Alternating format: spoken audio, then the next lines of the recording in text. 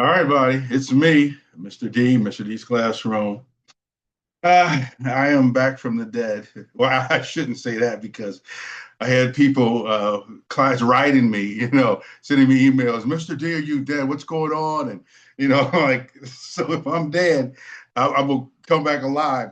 I'm gonna die and then wake up one morning alive and call them and say I'm okay. That just didn't make sense to me, but it's funny. But you know, just so you guys know, I didn't abandon you. Just I got to the point where everything I was doing, I really know what I do. I know how the process works. I know how to go to court, which I did three times while I won my hiatus. I won one and lost two, and I used the same technique in every one.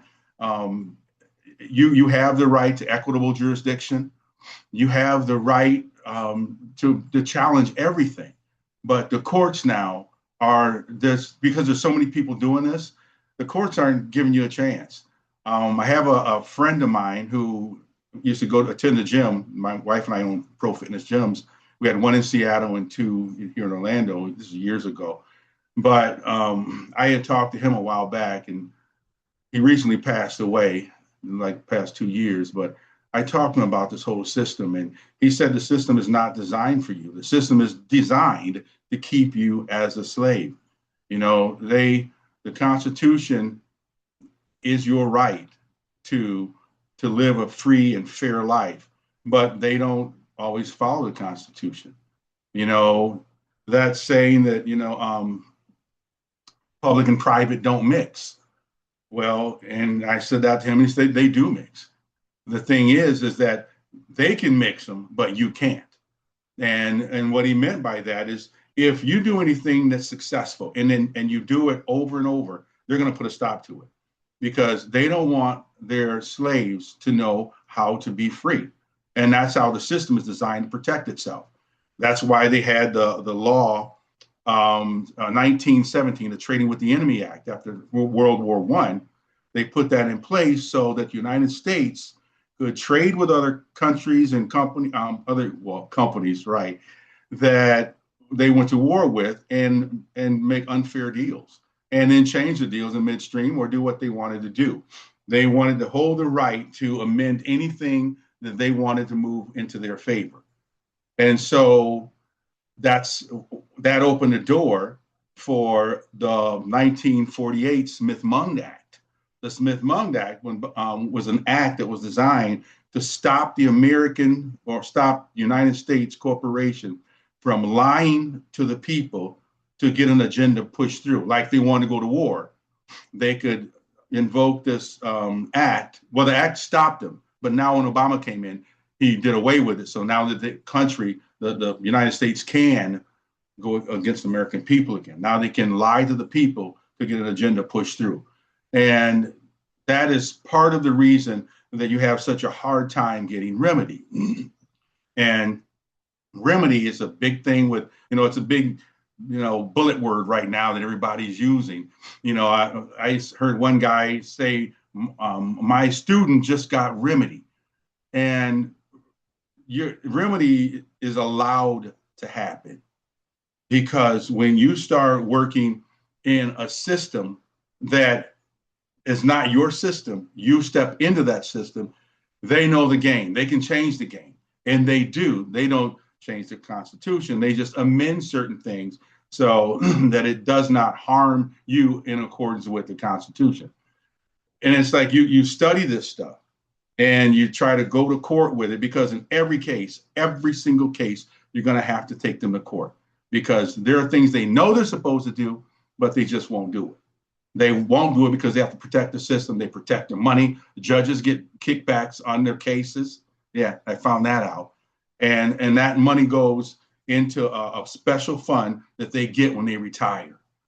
Yeah, I didn't believe it, but he ended up convincing me. He showed me exactly what happens. So this system is not built for you, but what is your remedy?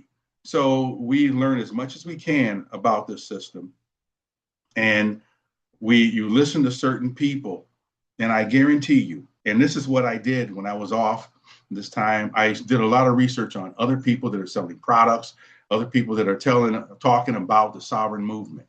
And I would get into their, what do you call those, their communities under different name, whatever. I'm not getting to all that, but I would listen to what people are saying. And in almost every community I got into, they were struggling. They were saying, I didn't get remedy. Maybe, like I said, maybe 5 or 10% of the people in those communities were getting remedy, and they didn't get it all the time. They'd get one thing may work, and then another 10 things wouldn't work. But that's how the system is set up, because the system is designed for you to keep trying new, different things, coming up with new ideas and sticking them into the system. And they'll let a couple go through every now and then. But for the most part, it doesn't work that way. It's just like you're at your home and your family runs your household a certain way. But your son comes in one day back from college with all these new ideas he wants to implement into your house. You run your house. So there's only so far your son is going to get with his ideas in your environment. And that's how you have to look at it. So, you know, I decided that I no longer wanted just to fight the system, because I've been in the system.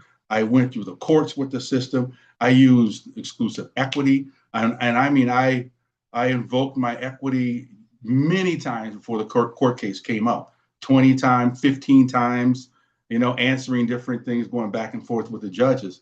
And then the day of the court, he goes, I have no idea what you're talking about. The judge said, I don't know what you're talking about.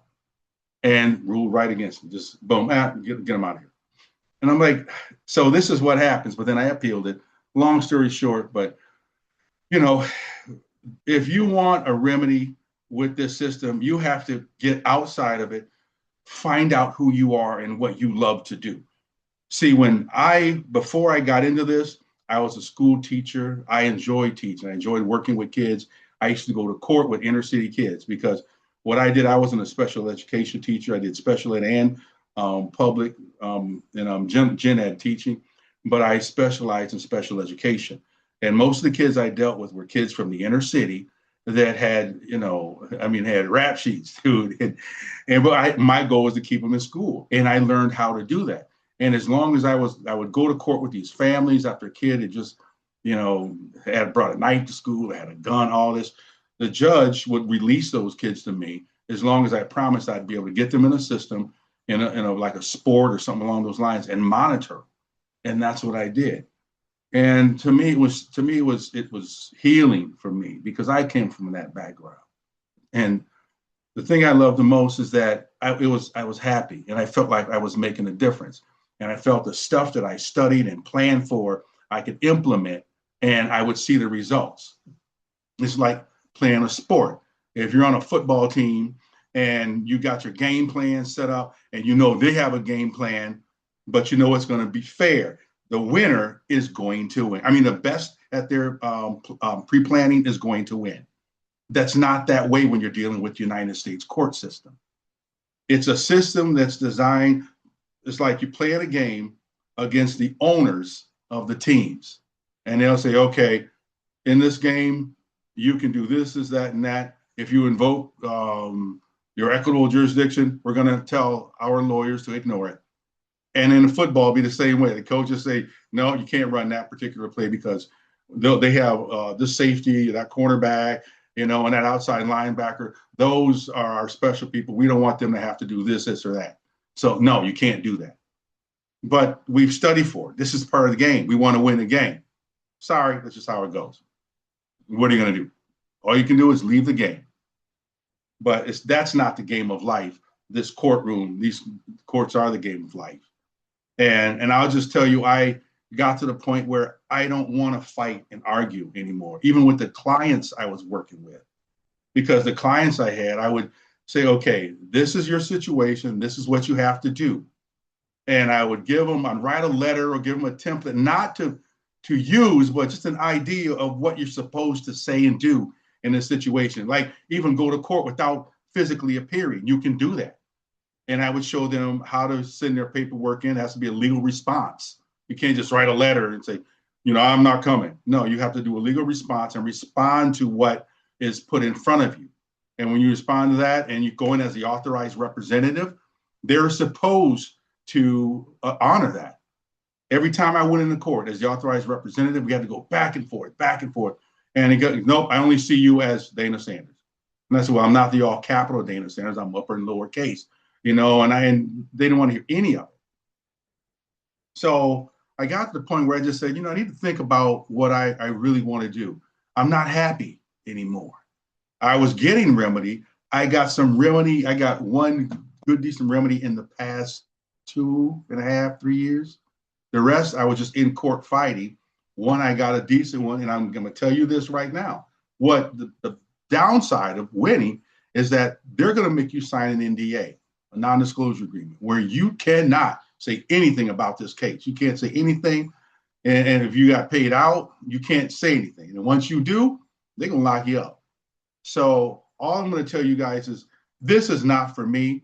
I have decided to go back to doing my physical fitness. I'm going to move away. I'm going to still talk about government. I'm going to still give you ideas, things that I've done in the past that have worked, which is limited now. I got to be upfront with you. I've tried the 2 cases, there were multiple issues with each one. And the judge is like, no, there's too many people doing this. And if we give it to you, then you're going to go make a video on it. So no, I don't do that. What I may do is have individual people and help them in certain situations.